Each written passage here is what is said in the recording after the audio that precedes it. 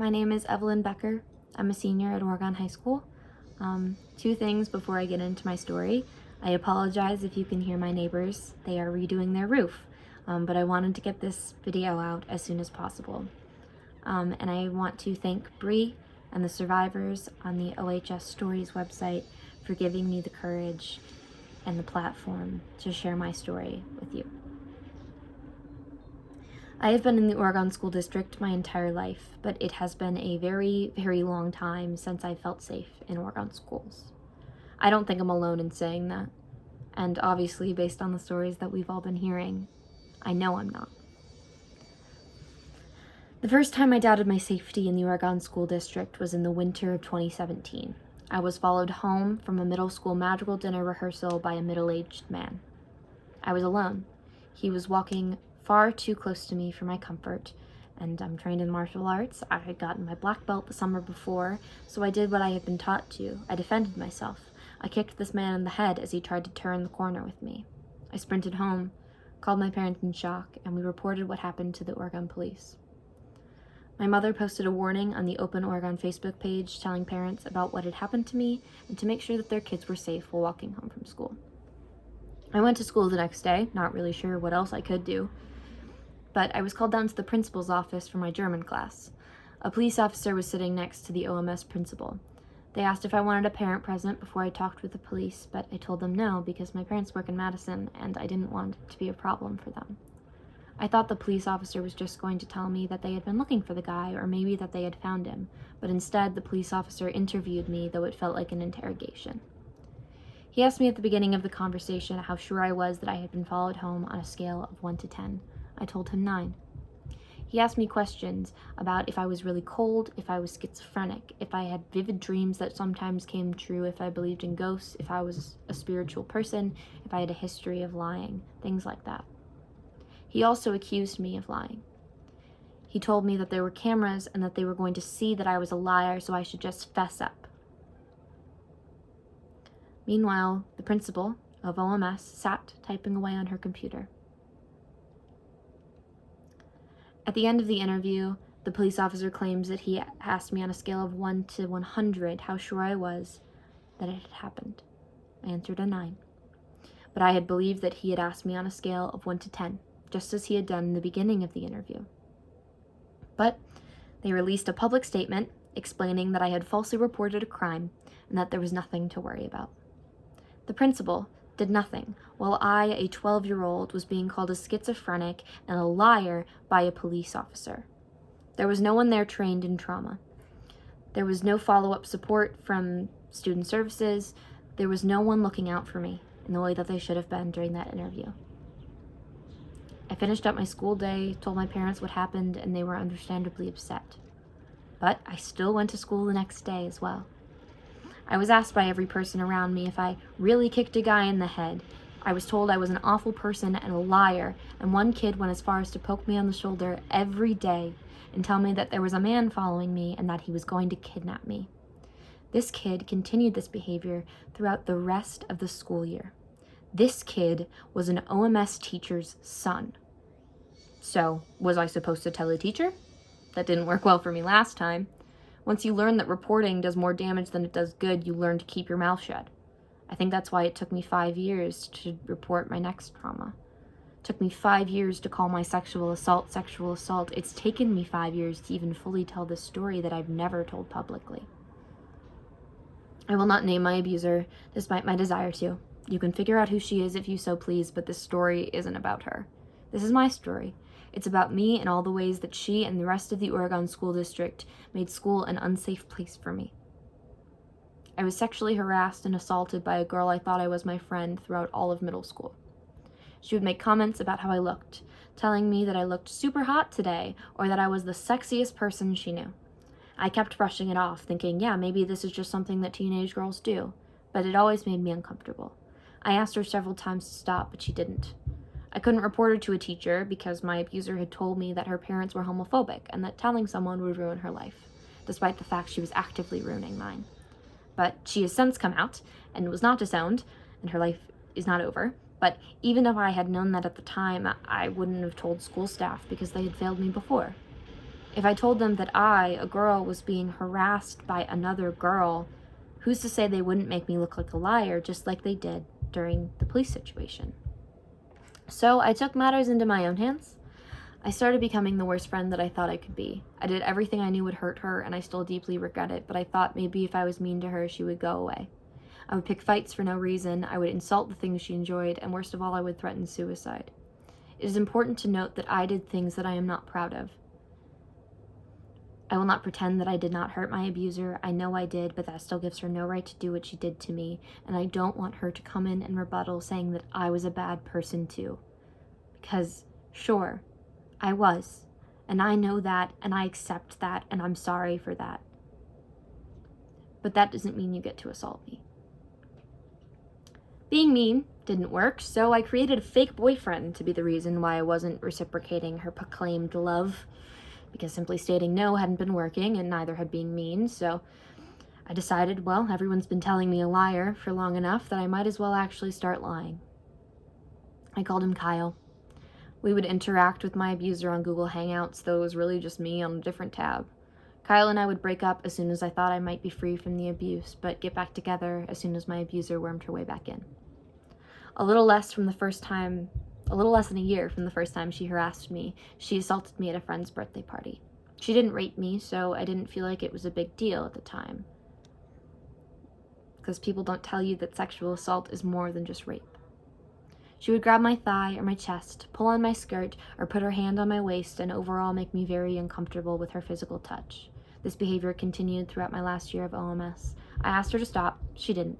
Once again, I thought it didn't matter because I wasn't raped and no one around me seemed to care. And even if it had mattered in my mind then, who was I going to tell? The people who were supposed to keep me safe at school had failed me, and my friend's parents didn't even notice when she assaulted me in their home. But pretty soon, I slipped up. Kyle was unmasked, turns out. I'm not a great liar. Her mom found an email that I had sent from Kyle's account talking about how I belonged to him. I couldn't out my abuser despite everything she had done to me, so I just said that I had lied about having a boyfriend for no reason and apologized. Never did my abuser apologize to me, but at least I was finally rid of her.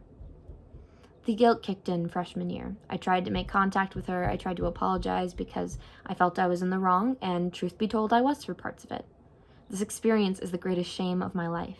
I thought I deserved my assault because I was mean to her, and I pretended that I was going to kill myself so she would leave me alone. I was a terrible person to her, that I cannot deny, but that does not mean that the trauma she inflicted on me does not affect me to this day. I made it through one semester before I fell apart. I stopped going to classes, talking to my friends, or really anything that had to do with Oregon High School. Sophomore year, I went to treatment for my PTSD-related OCD. Her name was well known by my therapist because of how much of my pain stemmed from what she did to me, and they were fully aware of the incident with me walking home. I only then, based on my treatment, accepted the fact that I was a victim, and that I hadn't done anything to deserve what had happened to me, because no one, no matter how many mistakes they've made, how many cruel things that they've said, deserves to be assaulted. So you can imagine the pain when I saw her face on the front page of the Oregon Observer. She's a leader in the group Allies in Actions here at OHS, which is a student advocacy group. And despite students, many students that I thought were my friends, teachers, and counselors knowing my story, they allowed her on stage during the Assembly Against Sexual Violence. In fact, it seems as though she was a leading speaker. I was not at school that day because of my fear of running into her and my mental health situation, but I'm going to read you an excerpt from my poetry journal after I found out about her speech. I can only imagine how she stood, microphone gripped in her hand like she would grab my inner thigh, her hot skin leaving an invisible brand on my body, a mark that I was hers. Her other hand slipped in her pocket just as she would slip it up my skirts to touch me, squeeze me, taint me underneath dinner tables. A group of people standing behind her as I wish they would have for me, each of them listening to her nails on chalkboard voice. Her eyes on a sea of people, focused on every detail yet unaware of the humanity of the person or audience. An audience of vulnerable teens, some of which had been hurt in the same way I was, but they didn't know that they were being told to be safe by an abuser. So she stood center stage in front of hundreds of people to tell them the horrors of sexual assault and harassment, while I still felt her hands cupped around my breasts, felt her breath on my neck, felt her brand on my skin. Her voice still rang in my head as I could still hear her tell me that she loved me and that I had to love her. Sitting in that auditorium, I would have wept, but I think they probably still would have applauded her." End quote. So, when thinking of returning back to school, it became clear that if I didn't want to see my abuser, I had to give up the things I loved. I dropped out of choir, even though I loved to sing.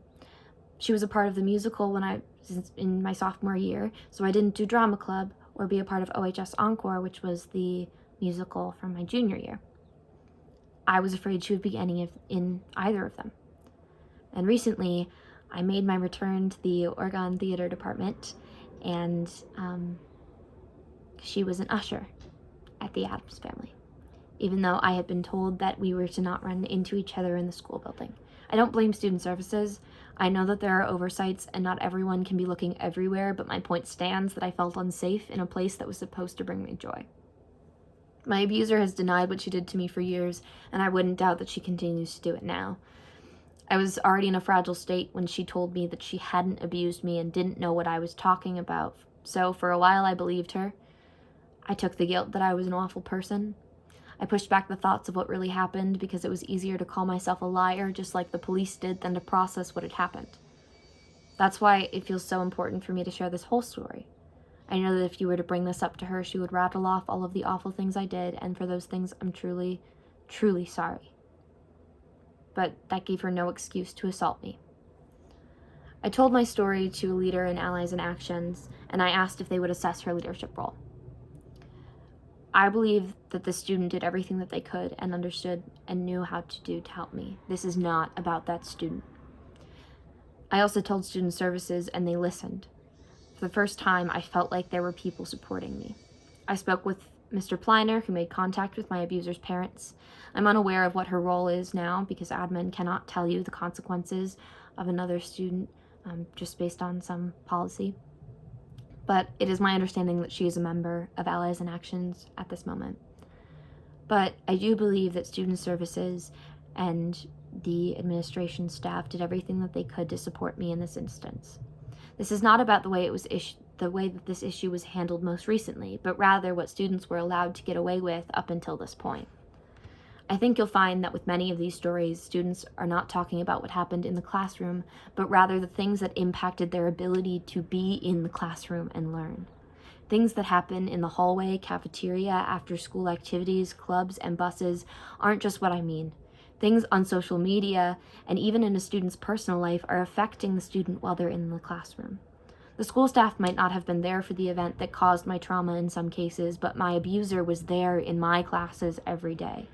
It affected the way that I learn, and that means that it's relevant for those who are supposed to teach me how to learn.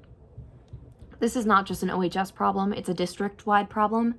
The Oregon School District has dropped the ball on consequences for abusers regardless of where their abuse has happened.